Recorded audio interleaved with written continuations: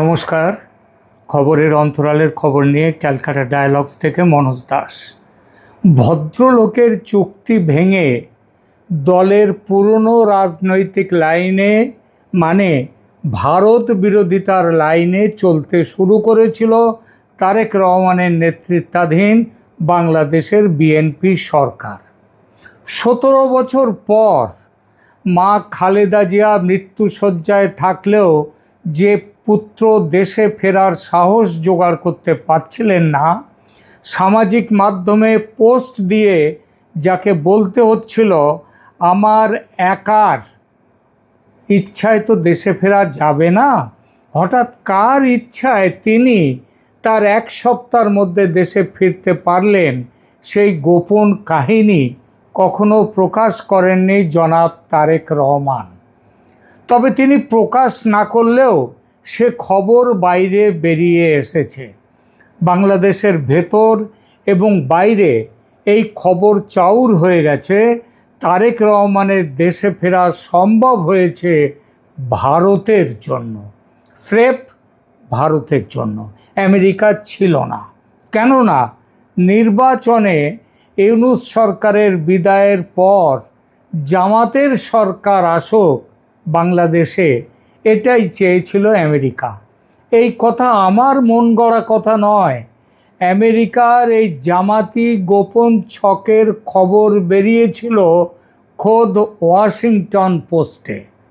আমেরিকার সেই প্ল্যান ভণ্ডুল করে দেয় ভারত। ভারত শুধু যে তারেক রহমানকে নিরাপত্তা দিয়ে দেশে ফিরিয়ে এনেছিল তা নয়, ফেব্রুয়ারির ইলেকশনে বিএনপিকে জিতিয়ে দিয়ে তারেক রহমানের তাজপোশির ব্যবস্থাও করেছিল ভারত। এই খবরটাও আমার কল্পনা নয়। এই অভিযোগ জামাত সমেত বাংলাদেশের বিএনপি বিরোধীদের। তারা সবাই অভিযোগ করেছিল নির্বাচনে ইঞ্জিনিয়ারিং করে জিতেছে বিএনপি। নেপথ্যে কে ছিল সেই ইঞ্জিনিয়ারিংয়ে? না, যতদূর জানি সরাসরি ভারতের দিকে আঙুল তোলেনি কেউ, তবে ইঙ্গিত স্পষ্ট ছিল। আমেরিকার গোয়েন্দা প্রধান তুলসি গ্যাবার্ড ভারতের জাতীয় নিরাপত্তা উপদেষ্টা অজিত ডোভালকে নির্বাচনের পর মানে বাংলাদেশের নির্বাচনের পর ফোন করে বলেছিলেন, you have won this time, মানে এবার আপনারা জিতে গেলেন। এই খবরও বহুল প্রচারিত। ভারত যে এত সব করেছিল সেটা এমনি এমনি নয়। তারেক রহমানের সঙ্গে দীর্ঘদিন ধরে আলোচনা চালিয়ে যাওয়ার পর, সে আলোচনা যেমন লন্ডনে তারেক রহমানের সঙ্গে হয়েছে, তেমনি হয়েছে ঢাকায় বিএনপি দলের শীর্ষ নেতাদের সঙ্গে, যাদের মধ্যে মির্জা ফখরুল ইসলাম আলমগীর সাহেবও ছিলেন বলে আমাদের কাছে স্পষ্ট খবর আছে। এই সব আলোচনার মধ্য দিয়ে একটা ভদ্রলোকের চুক্তি হয়েছিল তারেক রহমানের বিএনপি দলের সঙ্গে ভারত সরকারের। চুক্তির মূল পয়েন্টগুলো ছিল কি? এক, বাংলাদেশের মাটিতে জামাত সহ অন্য মৌলবাদী ও সন্ত্রাসী শক্তিরা যাতে বৃদ্ধি না পায় সেটা নিশ্চিত করবে তারেক রহমানের সরকার। দুই, দেশে গণতন্ত্র প্রতিষ্ঠার জন্য অন্তর্ভুক্তিমূলক রাজনীতি ফিরিয়ে আনতে হবে, যার সোজা মানে হলো আওয়ামী লীগের ওপর থেকে নিষেধাজ্ঞা প্রত্যাহার করতে হবে। এছাড়া তৃতীয়, চীনের সঙ্গে বা পাকিস্তানের সঙ্গে এমন কোনো চুক্তি যেন না করা হয় যাতে ভারতের নিরাপত্তা বিঘ্নিত হতে পারে, যেমন তিস্তা প্রকল্প সহ অন্যান্য অবকাঠামো নির্মাণ, পাকিস্তান এবং তুরস্কের সহযোগিতায় বাংলাদেশে অস্ত্র নির্মাণ কারখানা তৈরি করা। এসবগুলো ভারত সহজ চোখে দেখেনি, এগুলো করেছিল ইউনূস সরকারের আমলে, এইসব চুক্তি হয়েছিল। এটা তারপরে যেমন চীনের সাথে তিস্তা প্রকল্প সহ অন্যান্য অবকাঠামো নির্মাণ, যেটা ভারতের জিও পলিটিক্যাল স্বার্থকে ক্ষুণ্ণ করে, এমন কাজ যেন না করে তারেক রহমানের সরকার। এই বিষয়গুলো নিয়ে কোনো লিখিত চুক্তি নয়, তবে একটা ভদ্রলোকের মৌখিক চুক্তি হয় তারেক রহমান সহ অন্য বিএনপি নেতাদের সঙ্গে ভারতের পক্ষে থেকে যারা বার্তা করছিলেন তাদের মধ্যে। সেই চুক্তির ফলশ্রুতিতে তারেক রহমানের দেশে ফেরা ও ক্ষমতায় আসা সম্ভব হয়। বিএনপির প্রতি ভারত যে স্বাগত শুভেচ্ছার ফুলের তোড়া এগিয়ে দিয়েছিল সেটা বোঝা যায় বেগম জিয়ার শেষকৃত্য অনুষ্ঠানে ভারতের পররাষ্ট্রমন্ত্রী এস জয়শঙ্করের ব্যক্তিগতভাবে উপস্থিত থাকার মধ্য দিয়ে এবং ভারতের প্রধানমন্ত্রীর ব্যক্তিগত শোক বার্তা পাঠানোর মধ্য দিয়ে। এরপর নির্বাচন হলো। অতি বড় বিএনপি সমর্থক পর্যন্ত স্বপ্নেও ভাবেননি যে এত বড় বিজয়, 2/3 বেশি আসন পাবে তার দল। আর সেই বিজয়ের পর সবার আগে শুভেচ্ছা বার্তা পাঠান কে? ভারতের প্রধানমন্ত্রী নরেন্দ্র মোদী। তারেক রহমানের শপথ গ্রহণ অনুষ্ঠানে উপস্থিত থাকলেন ভারতের লোকসভা স্পিকার ওম বিড়লা। কোনো মন্ত্রী নন, লোকসভার অধ্যক্ষের উপস্থিতির মধ্য দিয়ে একটা বার্তা দিয়েছিল ভারত। সে বার্তা হলো গণতন্ত্র এবং গণতন্ত্রের বিকাশ যেন এবার হয় বাংলাদেশে। এ পর্যন্ত সব ঠিকঠাক চলছিল, কিন্তু তারপর শুরু হলো ছন্দপতনের পালা, যার মধ্যে প্রধানতমটি হলো আইন করে আওয়ামী লীগের ওপর নিষেধাজ্ঞা জারি, যেটা করেছিল মোহাম্মদ ইউনূস সরকার। আইন না করে অধ্যাদেশ জারি করেছিল। সেই অধ্যাদেশকে এবার আইন করে পাকাপাকি করে দিল বিএনপি সরকার। তারপরে শুরু করলো কি, পাকিস্তানের সঙ্গে বাংলাদেশের নতুন করে সম্পর্ক তৈরির কাজকর্ম, ভিজিট সরকারি তরফে শুরু হলো। এর মধ্যে খবর এলো তারেক রহমান সরকারে যোগ দিচ্ছে জামাত। একজন উপপ্রধানমন্ত্রী নিযুক্ত হবেন জামাত থেকে। এমন খবরও এলো যে রাষ্ট্রপতি শাহাবুদ্দিন চুপ্পুর জায়গায় নাকি রাষ্ট্রপতি হতে চলেছেন মোহাম্মদ ইউনূস, এবং সে ব্যাপারে কথাবার্তা চলছে। এপ্রিলের গোড়ায় খলিলুর রহমান দিল্লি এলেন, বোধহয় 7 তারিখে, 7ই এপ্রিল। আবার ওই একই সময়ে মির্জা ফখরুল ইসলাম আলমগীর বড় সড়ো এক প্রতিনিধি দল নিয়ে গেলেন চীন সফরে। সফরের অন্যতম উদ্দেশ্য চীনের কাছ থেকে আর্থিক সহযোগিতা সেগুলো নেওয়া, এবং সবচেয়ে ভারতের পক্ষে যেটা চিন্তার কথা, তিস্তা বাঁধ প্রকল্পে চীনের সহযোগিতায় নির্মাণ করার বিষয়ে আলোচনা। ভারত বুঝল বিএনপি তার পুরনো চেহারায় ফিরছে, মানে ভারত বিরোধিতার চেহারায়। সুতরাং এবার পাল্টা চাপের রাজনীতিতে ফিরে গেল ভারত। ভিসা নীতি হাসিনার আমলের মতো স্বাভাবিক করে নিয়ে যাওয়ার কথা ভাবছিল ভারত, বলেও ছিল সে কথা। ভারতের রাষ্ট্রদূত প্রণয় ভার্মা, তিনি বেশ কয়েকদিন আগেই তিনি ঢাকাতে বলেছিলেন যে ভিসা প্রথা আবার আগের মতো হয়ে যাচ্ছে। এতদিন হয়তো হয়েও যেত সেটা, কিন্তু এবার আটকে দিল ভারত। বাংলাদেশের বিএনপি সরকারের মতিগতি দেখে গঙ্গা জল বন্টন চুক্তি, যেটা এবছর শেষ হয়ে যাওয়ার কথা, সেই জল বন্টন চুক্তি নিয়ে আলোচনাও করলো না।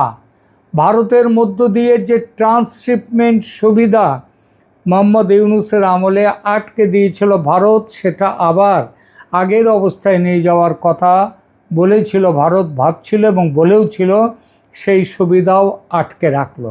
আর এটুকু করেই যে ক্ষান্ত হলো তা নয়, খলিলুর রহমানের সঙ্গে আলাদা বৈঠক করে অজিত ডোভাল তার হাতে কিছু কাগজপত্র তুলে দিলেন।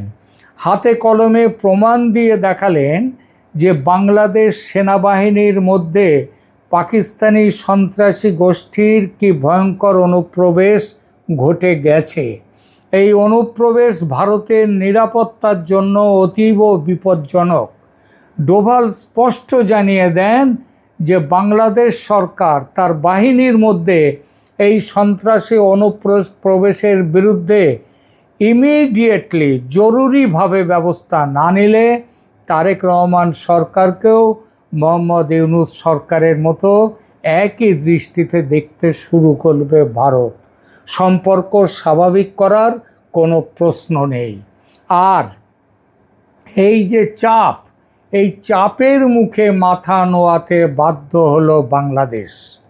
আপনারা শুনেছেন যে গত 20শে এপ্রিল তারিখ থেকে বাংলাদেশের সরকার তাদের বেশ কিছু নৌবাহিনী, এই বিমান বাহিনীর বেশ কয়েকজন উচ্চপদস্থ অফিসারকে গ্রেপ্তার করেছেন। কেউ কেউ আবার ঘা ঢাকা দিয়েছেন, গ্রেপ্তার হননি। 23শে এপ্রিলের একটি রিপোর্ট বলছে 20 এপ্রিল ভোরে ঢাকার অন্তত 2টি বিমান বাহিনী স্থাপনায় গোয়েন্দা তৎপরতার ভিত্তিতে অভিযান চালানো হয়। সেই রিপোর্টে বলা হয় 2 জন কর্মকর্তা ধরা পড়েছেন, আরও 10 জনকে জিজ্ঞাসাবাদের জন্য আটক করা হয়েছে এবং 9 থেকে 10 জন সদস্য পালিয়ে গেছেন বলে সন্দেহ করা হচ্ছে। পরবর্তী আরও রিপোর্টে বলা হয়েছে অভিযান শুধু ঢাকায় সীমিত ছিল না, চট্টগ্রাম ও যশোর সহ একাধিক ঘাঁটিতেও নজরদারি ও তল্লাশি বাড়ানো হয়েছে। কারা আটক হয়েছেন? বিভিন্ন প্রতিবেদনের সংখ্যায় কিছু অমিল আছে, তবে একটি ধারাবাহিকতা দেখা যাচ্ছে। অন্তত 2 জন কমিশনড অফিসার, কয়েকজন ওয়ারেন্ট অফিসার এবং জুনিয়র কমিশনড অফিসার ও বিমান সেনাদের একটি অংশ তদন্তের আওতায় এসেছে। এক রিপোর্টে বলা হয়েছে 1 সপ্তাহে 20 জনের বেশি লোককে আটক করা হয়েছে, যার মধ্যে বিমান বাহিনীর সদস্যদের পাশাপাশি এক বিমান ঘাঁটির ভেতরে যে মসজিদ, সেই মসজিদেরও একজন ইমাম ছিলেন। আর এক বাংলা রিপোর্টে 2 জন স্কোয়াড্রন লিডার, 10 জন জুনিয়র কমিশনড অফিসার, বিমান সেনা এবং একজন ইমাম আটক হওয়ার কথা বলা হয়েছে। অভিযোগের প্রকৃতি কিন্তু ভয়ঙ্কর। মূল অভিযোগটি হলো বিমান বাহিনীর কিছু সদস্যের সঙ্গে তেহরিক-ই-তালিবান পাকিস্তান টিটিপি তাদের যোগাযোগ বা প্রভাবের সূত্র পাওয়া গেছে। একটি বিস্তৃত প্রতিবেদনে বলা হয়েছে তদন্তের সূত্রপাত হয় এক অনুপস্থিত ওয়ারেন্ট অফিসারকে টিটিপির সংশ্লিষ্ট একটি আস্তানা থেকে গ্রেপ্তারের পর, এবং সেখান থেকে আরও বড় নেটওয়ার্কের ইঙ্গিত মেলে। একই সূত্রে আরও দাবি করা হয়েছে কয়েকজন সংশ্লিষ্ট ব্যক্তি বিদেশে চলে গেছেন, পালিয়ে গেছেন এবং কক্সবাজারের উখিয়া অঞ্চলে একটি প্রশিক্ষণ শিবির গড়ে তোলার চেষ্টাও চলছিল। ওপর এটাকে সাধারণ প্রশাসনিক ব্যবস্থা মনে হলেও এর গভীরে রয়েছে ওই যে আন্তর্জাতিক গোয়েন্দা কূটনীতি এবং দিল্লির ওই গোপন বৈঠকের প্রভাব। খলিলুর রহমান ও অজিত ডোভালের মধ্যের বৈঠক, সেখানে কি আলোচনা হয়েছে তার কোনো রিড আউট না ভারত না বাংলাদেশ কেউ দিয়েছে, কেউ দেয়নি সেটা। কেন দিল্লির নির্দেশে ঢাকায় শুদ্ধি অভিযানে নামলো? আগেই বলেছি, চাপের নাম বাপ। তারেক রহমান সরকার ভারতকে তুষ্ট করতে নিজের বাহিনীর ওপর এই সার্জিক্যাল স্ট্রাইক চালাতে বাধ্য হলো এবং এই পুরো প্রক্রিয়ায় সেনাপ্রধান জেনারেল ওয়াকারুজ্জামান তিনি কিন্তু সাহায্য করেছেন এবং নিজের ক্ষমতাকে সংহত করেছেন। তিনি আগেই বলেছি ঘটনার সূত্রপাত ওই যে ইন্টেলিজেন্স ইনপুট শেয়ারিং, সেটা হচ্ছে খলিলুর রহমানের দিল্লি সফরে। এবার শুধু যে মনে রাখবেন যে শুধু বিমান বাহিনীর ব্যাপারে যে খবর দেওয়া হয়েছে তা নয়, বাংলাদেশ বিমান বাহিনীর কিছু সদস্য গ্রেপ্তার হয়েছে ঠিকই, তেহরিক-ই-তালিবান পাকিস্তানের সাথে যোগাযোগের অভিযোগে এবং এছাড়া অন্যান্য কট্টরপন্থী সংগঠনের সঙ্গেও সেনাবাহিনীর অফিসারদের এমনকি নৌবাহিনীর অফিসারদেরও যোগাযোগ রয়েছে।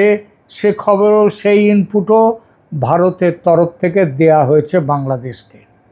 এবং বাংলাদেশ আজকে শুধু বিমান বাহিনীর অফিসারদের গ্রেপ্তার করেছে, কিন্তু আগামী দিনে শুধু বিমান বাহিনী নয়, সামরিক ও বেসামরিক বিভিন্ন সংস্থার উপরে বিভিন্ন জায়গাতেই কিন্তু গ্রেপ্তার করতে বাধ্য হবে তারেক রহমান সরকার। কারণ বড় হিসাব দিয়েছে ভারতের তরফ থেকে দেয়া হয়েছে।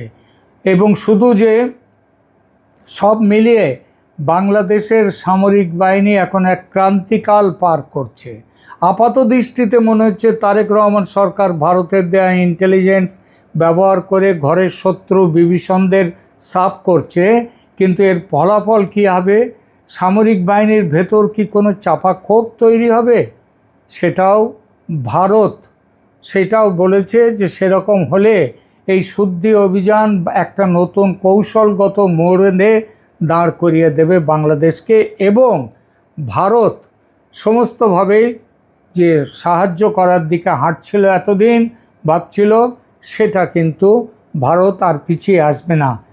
তবে কত তাড়াতাড়ি আওয়ামী লীগের ওপর থেকে নিষেধাজ্ঞা প্রত্যাহার করা হয় সেটা আইন আদালতের মাধ্যমেও প্রত্যাহার হতে পারে, অথবা এই সরকার থেকে আইন পাশ করে নতুন করে আইন পাস করেও সেটা করতে পারেন। কিন্তু মোদ্দা কথা হচ্ছে বাংলাদেশে জামাতি ইসলামকে কোনো রকমভাবে তাদের জায়গা ছেড়ে দেওয়া চলবে না এবং সেখানে গণতন্ত্রের বিকাশের জন্য অন্তর্ভুক্তিমূলক রাজনীতি সেখানে শুরু করতে দিতে হবে। অর্থাৎ আওয়ামী লীগকে এর ওপর থেকে নিষেধাজ্ঞা প্রত্যাহার করে তাদেরকে রাজনীতিতে নামার সুযোগ দিতে হবে এবং প্রয়োজনে শেখ হাসিনার ওপর যে মৃত্যুদণ্ড দেয়া হয়েছে সেই রায়কে বাতিল করতে হবে। কারণ যে ক্রাইম ট্রাইব্যুনাল যার মারফতে এই রায় দেওয়া হয়েছে সেটাই হচ্ছে অবৈধ।